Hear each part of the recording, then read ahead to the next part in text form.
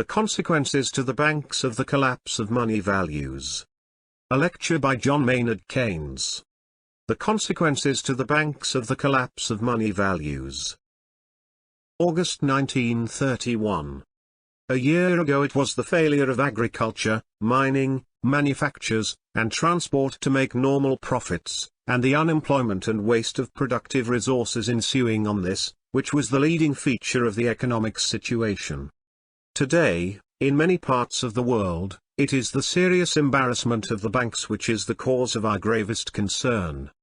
The shattering German crisis of July 1931, which took the world more by surprise than it should, was in its essence a banking crisis, though precipitated, no doubt, by political events and political fears.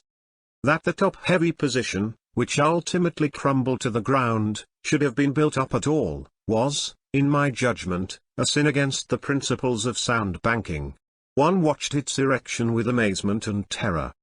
But the fact which was primarily responsible for bringing it down was a factor for which the individual bankers were not responsible and which very few people foresaw, namely, the enormous change in the value of gold money and consequently in the burden of indebtedness which debtors, in all countries adhering to the gold standard, had contracted to pay in terms of gold. Let us begin at the beginning of the argument. There is a multitude of real assets in the world which constitute our capital wealth, buildings, stocks of commodities, goods in course of manufacture and of transport, and so forth. The nominal owners of these assets, however, have not infrequently borrowed money in order to become possessed of them. To a corresponding extent the actual owners of wealth have claims, not on real assets, but on money. A considerable part of this financing takes place through the banking system, which interposes its guarantee between its depositors who lend it money, and its borrowing customers to whom it loans money wherewith to finance the purchase of real assets. The interposition of this veil of money between the real asset and the wealth owner is a specially marked characteristic of the modern world. Partly as a result of the increasing confidence felt in recent years in the leading banking systems, the practice has grown to formidable dimensions. The bank deposits of all kinds in the United States, for example, stand in round figures at $50 billion, those of Great Britain at £2 billion. In addition to this there is the great mass of bonded and mortgage indebtedness held by individuals. All this is familiar enough in general terms. We are also familiar with the idea that a change in the value of money can gravely upset the relative positions of those who possess claims to money and those who owe money. For, of course, a fall in prices, which is the same thing as a rise in the value of claims on money, means that real wealth is transferred from the debtor in favor of the creditor, so that a larger proportion of the real asset is represented by the claims of the depositor, and a smaller proportion belongs to the nominal owner of the asset who has borrowed in order to buy it. This, we all know, is one of the reasons why changes in prices are upsetting. But it is not to this familiar feature of falling prices that I wish to invite attention. It is to a further development which we can ordinarily afford to neglect but which leaps to importance when the change in the value of money is very large, when it exceeds a more or less determinate amount.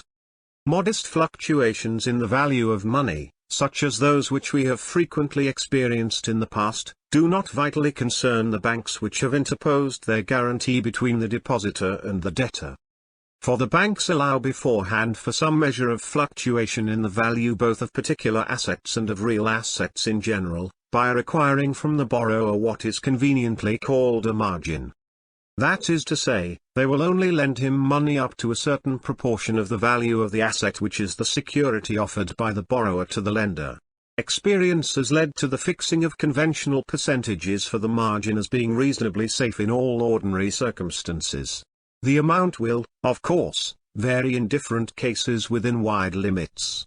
But for marketable assets a margin of 20% to 30% is conventionally considered as adequate, and a margin of as much as 50% as highly conservative.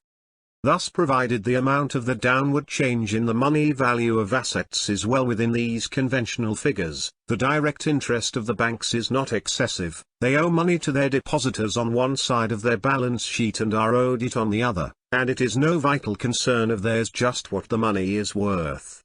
But consider what happens when the downward change in the money value of assets within a brief period of time exceeds the amount of the conventional margin over a large part of the assets against which money has been borrowed. The horrible possibilities to the banks are immediately obvious. Fortunately, this is a very rare, indeed a unique event. For it had never occurred in the modern history of the world prior to the year 1931. There have been large upward movements in the money value of assets in those countries where inflation has proceeded to great lengths. But this, however disastrous in other ways, did nothing to jeopardize the position of the banks. For it increased the amount of their margins. There was a large downward movement in the slump of 1921, but that was from an exceptionally high level of values which had ruled for only a few months or weeks, so that only a small proportion of the bank's loans had been based on such values, and these values had not lasted long enough to be trusted. Never before has there been such a worldwide collapse over almost the whole field of the money values of real assets as we have experienced in the last 2 years. And, finally, during the last few months, so recently that the bankers themselves have, as yet, scarcely appreciated it, it has come to exceed in very many cases the amount of the conventional margins. In the language of the market, the margins have run off. The exact details of this are not likely to come to the notice of the outsider until some special event, perhaps some almost accidental event, occurs which brings the situation to a dangerous head. For, so long as a bank is in a position to wait quietly for better times and to ignore meanwhile the fact that the security against many of its loans is no longer as good as it was when the loans were first made, nothing appears on the surface and there is no cause for panic. Nevertheless, even at this stage the underlying position is likely to have a very adverse effect on new business. For the banks, being aware that many of their advances are in fact frozen and involve a larger latent risk than they would voluntarily carry, become particularly anxious that the remainder of their assets should be as liquid and as free from risk as it is possible to make them. This reacts in all sorts of silent and unobserved ways on new enterprise. For it means that the banks are less willing than they would normally be to finance any project which may involve a lock-up of their resources. Now, in estimating the quantitative importance of the factor to which I am calling attention, we have to consider what has been happening to the prices of various types of property. There are, first of all, the principal raw materials and foodstuffs of international commerce. These are of great importance to the banks, because the stocks of these commodities, whether in warehouse or in transit or embodied in half-finished or unsold manufactured articles, are very largely financed through the banks. In the last 18 months the prices of these commodities have fallen on the average by about 25%. But this is an average, and banks cannot average the security of one customer with that of another. Many individual commodities of the greatest commercial importance have fallen in price by 40 to 50% or even more. Next come the ordinary or common shares of the great companies and corporations which are the market leaders in the stock exchanges of the world. In most countries the average fall amounts to 40 to 50%, and, this again, is an average, which means that individual shares, even amongst those which would have been considered of good quality 2 years ago, have fallen enormously more. Then there are the bonds and the fixed interest securities. Those of the very highest grade have, indeed, risen slightly, or, at the worst, not fallen by more than 5%, which has been of material assistance in some quarters. But many other fixed interest securities, which, while not of the highest grade, were, and are, good securities, have fallen from 10 to 15%, whilst foreign government bonds have, as is well known, suffered prodigious falls. These declines, even where they are more moderate, may be scarcely less serious, because such bonds, though not in Great Britain, are often owned by the banks themselves outright, so that there is no margin to protect them from loss. The declines in the prices of commodities and of securities have, broadly speaking, affected most countries alike. When we come to the next category of property, and one of great quantitative importance, namely, real estate, the facts are more various as between one country and another.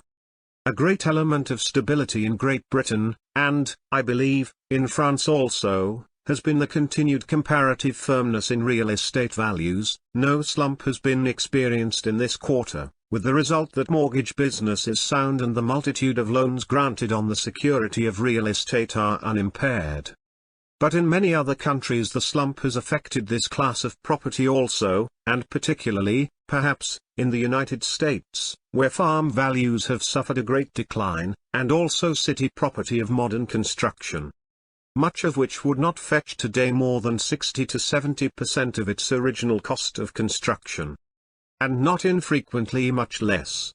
This is an immense aggravation of the problem, where it has occurred, both because of the very large sums involved and because such property is ordinarily regarded as relatively free from risk. Finally, there are the loans and advances which banks have made to their customers for the purposes of their customers' business. These are, in many cases, in the worst condition of all.